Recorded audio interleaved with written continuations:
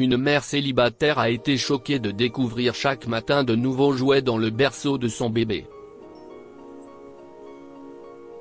Elle a alors décidé d'installer une caméra dans sa chambre, pour découvrir ce qui s'y passait réellement. La maman a été surprise par ce qu'elle a découvert. Lorsque Cathy et Eric Newman n'ont pas pu concevoir d'enfant, ils n'ont pas hésité à se tourner vers l'adoption. Mais le couple a finalement décidé d'accueillir un nouveau-né, et c'est ainsi que le petit Léo est entré dans leur vie. Léo n'avait qu'1 mois, et il avait des yeux magnifiques.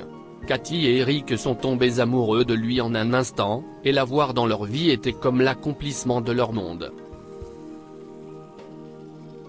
Cependant, 1 mois seulement après l'adoption de Léo, Eric est décédé dans un accident d'avion, laissant Cathy toute seule.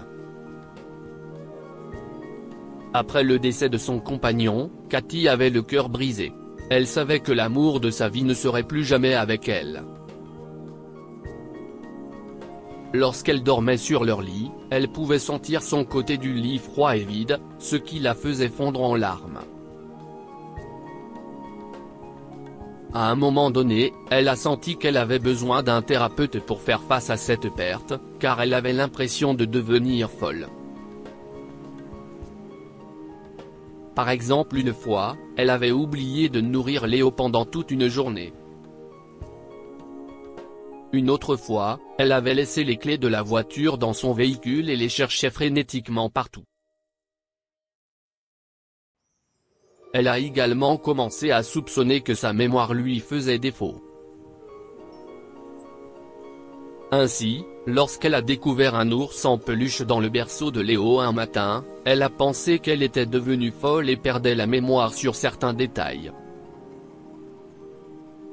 Je n'ai jamais vu ce nounours avant. Comment a-t-il pu? Ou plutôt, quand l'ai-je acheté? Je suis tellement désolée, Léo, a-t-elle dit en sanglotant, assise à côté du berceau de Léo. Cathy frissonnait, car elle avait peur que son état ne s'aggrave. Je t'aime, bébé. Mais maman.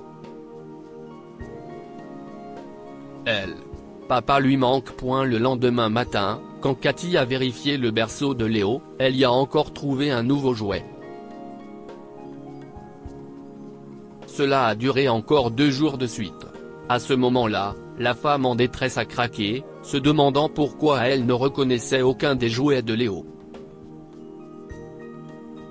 Elle est allée dans la salle de bain, s'est aspergée le visage d'eau et s'est regardée dans le miroir. Elle n'arrivait pas à croire qu'elle avait l'air si fatiguée.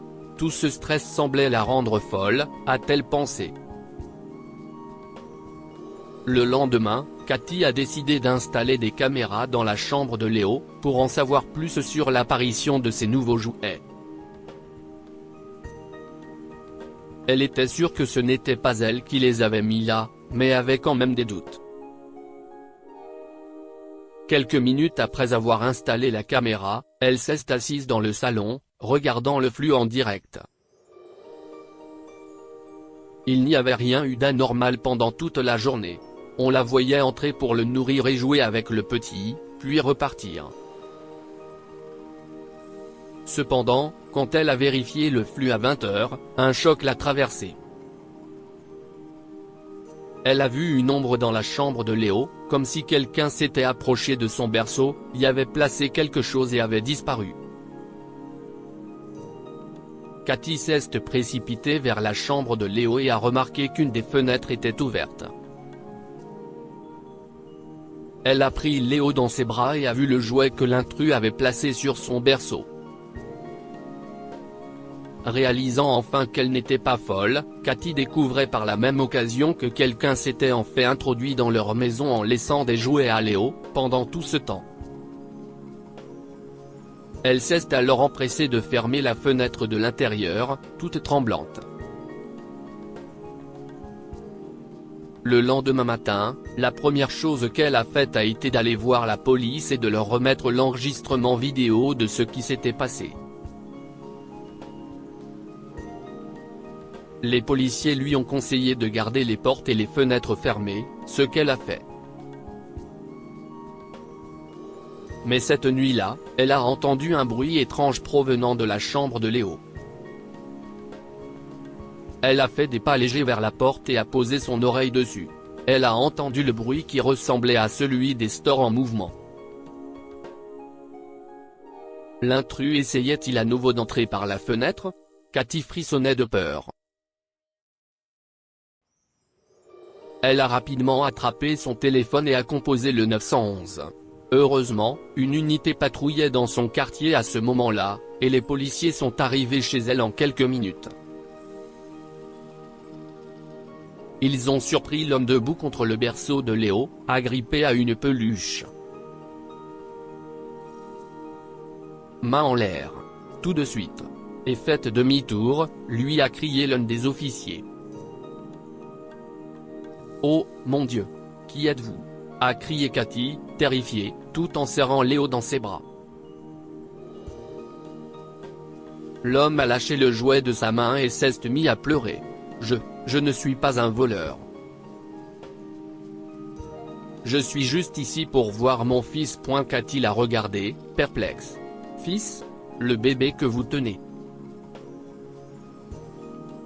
Si est mon fils. Je suis son père. Je le jure devant Dieu, je ne mens pas. Écoutez, monsieur, a dit le policier. Cela ne fait aucune différence sur la situation. Vous allez venir au poste, et si est là-bas que vous allez vous expliquer. Un autre policier lui a passé les menottes et a commencé à le traîner hors de la maison, quand Cathy est intervenue. Juste une minute, officier. Si ça ne vous dérange pas, je peux lui dire un mot? Le policier a soupiré. 2 minutes. Si est tout ce que vous avez. Merci. Cathy s'est approchée de l'homme et lui a demandé, si vous êtes son père biologique, pourquoi l'avez-vous abandonné dans un orphelinat? Aucun parent ne ferait jamais ça à son enfant. Les yeux de l'homme se sont remplis de larmes, et il a répondu: je n'avais pas le choix, j'avais peur d'élever mon fils seul après la mort de ma femme. Mais je ne pouvais pas me pardonner pour ce que j'avais fait.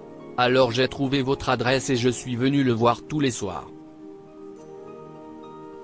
Je ne pourrai peut-être plus le voir après aujourd'hui, a-t-il ajouté en montrant ses menottes, mais s'il vous plaît, dites-lui quand il sera grand que son père l'aimait. Et merci d'avoir pris soin de lui avec amour. Je m'appelle Harry Jenkins, et je vous en serai toujours reconnaissant. Cathy a jeté un coup d'œil au bébé dans ses bras, puis à Harry, et elle a réalisé à quel point ils se ressemblaient. Il ne mentait pas. Il était le père de Léo. Alors elle a fait un choix. Vous pouvez le relâcher, officier. Je vais prendre la responsabilité de la situation. Vous en êtes sûr, madame? Oui. Après ce jour, Cathy et Harry sont devenus de bons amis.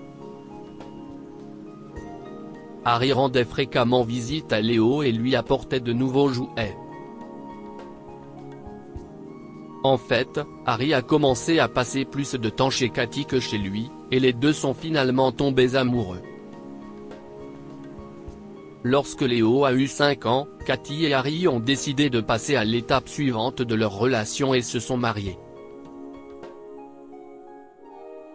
Léo était le témoin le plus adorable du monde, et Cathy était heureuse d'avoir à nouveau une belle famille.